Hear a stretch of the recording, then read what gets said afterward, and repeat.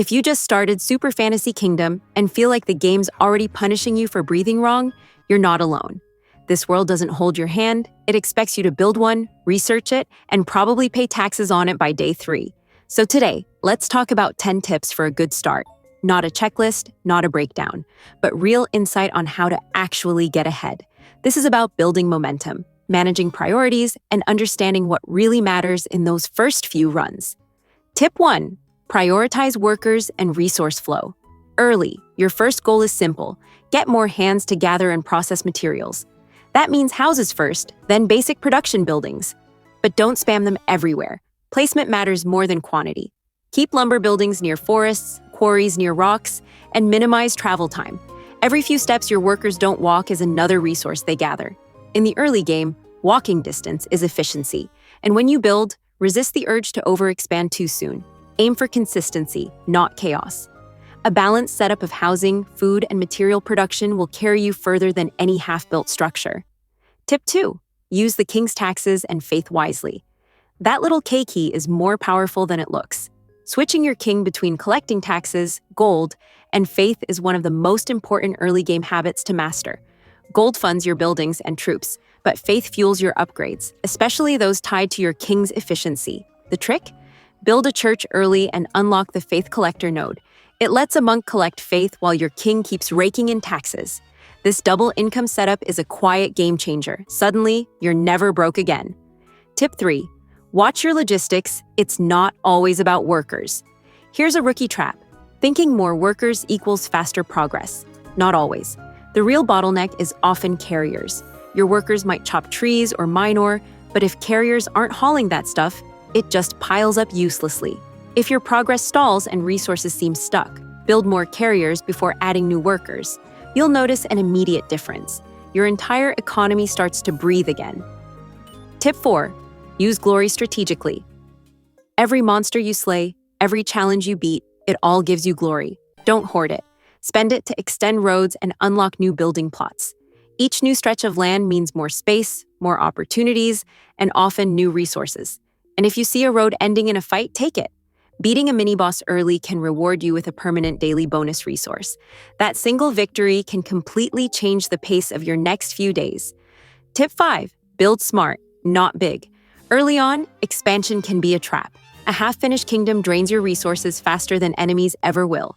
Instead, focus on efficiency per tile. A well-placed tavern or storage unit can double your output just by being in the right spot. Plan your roads, leave space for upgrades, and think about how your workers move through the world. The layout is part of your research strategy. It decides how fast you can actually put new discoveries to use. Tip 6.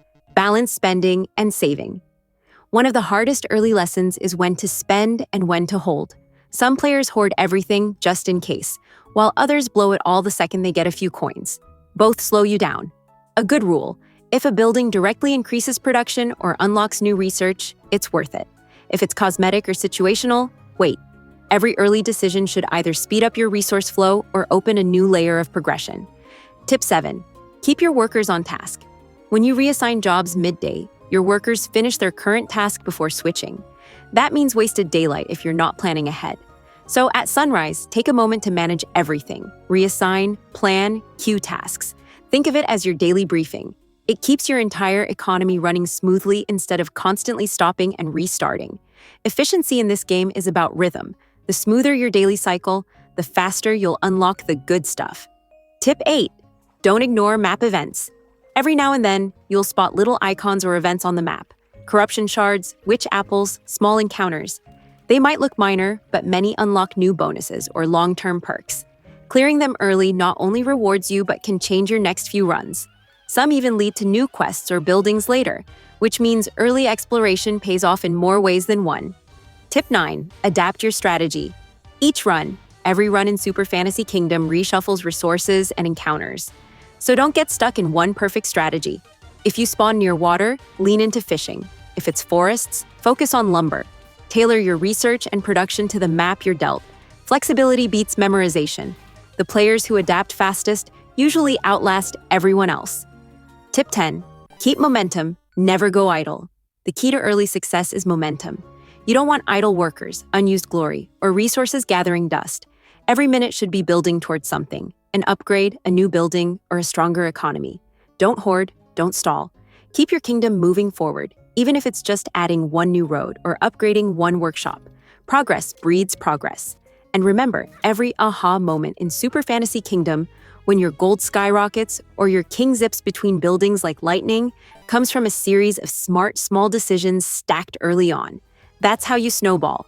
That's how you stop surviving and start ruling. So, that's it. 10 tips to get a strong start in Super Fantasy Kingdom. Keep your priorities clear, your roads expanding, and your research flowing. Each decision you make in those first few days ripples through your entire kingdom. The game rewards foresight. Every upgrade, every choice compounds. So, if you build smart now, future you and your kingdom will thank you later.